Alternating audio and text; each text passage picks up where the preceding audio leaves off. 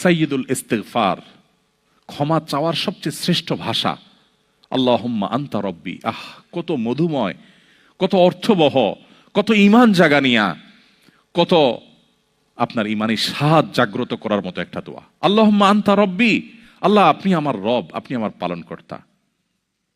আল্লাহুম্মা আনতা রব্বি লা ইলাহা ইল্লা আনতা, আপনি ছাড়া সত্যিকারের কোনো মাবুদ নেই। ওয়া আনা আবদুক ওয়া আনা আলা আহদিকা ওয়া ওয়া'দিকা মাস্তাতা'তু, আমি আপনার গোলাম, আপনার সঙ্গে আমার ওয়াদা রক্ষা করার আমি চেষ্টা করি, মাস্তাতা'তু, যতটুকু সম্ভব হয়। আউযু বিকা মিন শাররি মা সানাত, আল্লাহ যে অপকর্ম আমি করে ফেলেছি, যে গুনাহ আমি করে ফেলেছি, এই গুনাহের যে ক্ষতি, এটা থেকে আমি আপনার কাছে পানা চাই, আমাকে যেন জাহান্নাম গ্রাস না করে, এই গুনাহের ফলে দুনিয়া যেন আমার ক্ষতি না করে। আউযু বিকা মিন শাররি মা সানাত আবুউ লাকা বিনি'মাতিকা আলাই, আল্লাহ আপনি কত নেয়ামত দিয়েছেন আমাকে, কত মানুষ কত কষ্টে আছে, আমাকে কত সুন্দর লাইফ আপনি দিয়েছেন। ওয়া আবুউ লাকা বিযামবি, এত ভালো লাইফ দেওয়ার পরও আমি আপনার নাফরমানি করেছি, সেটাও আমি স্বীকার করি।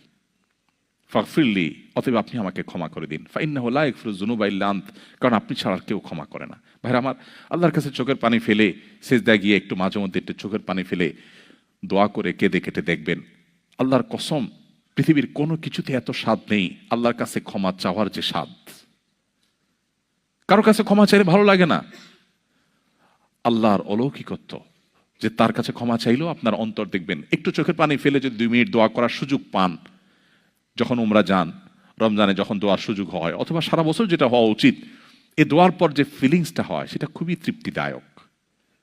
একটু চোখের পানি ফেলার পর, একটু দোয়া করার পর অসম্ভব ভালো লাগা কাজ করে, যেটা পৃথিবীতে অন্য কোথাও হয় না। কারোর ভয়ে কাঁদলে আপনার ভালো লাগবে না, বাট আল্লাহর ভয়ে কাঁদার পর আপনার ভালো লাগা কাজ করবে। সো এই প্র্যাকটিস আমাদের হওয়া উচিত নিয়মিত। আল্লাহ আমাদের তৌফিক দান করুন।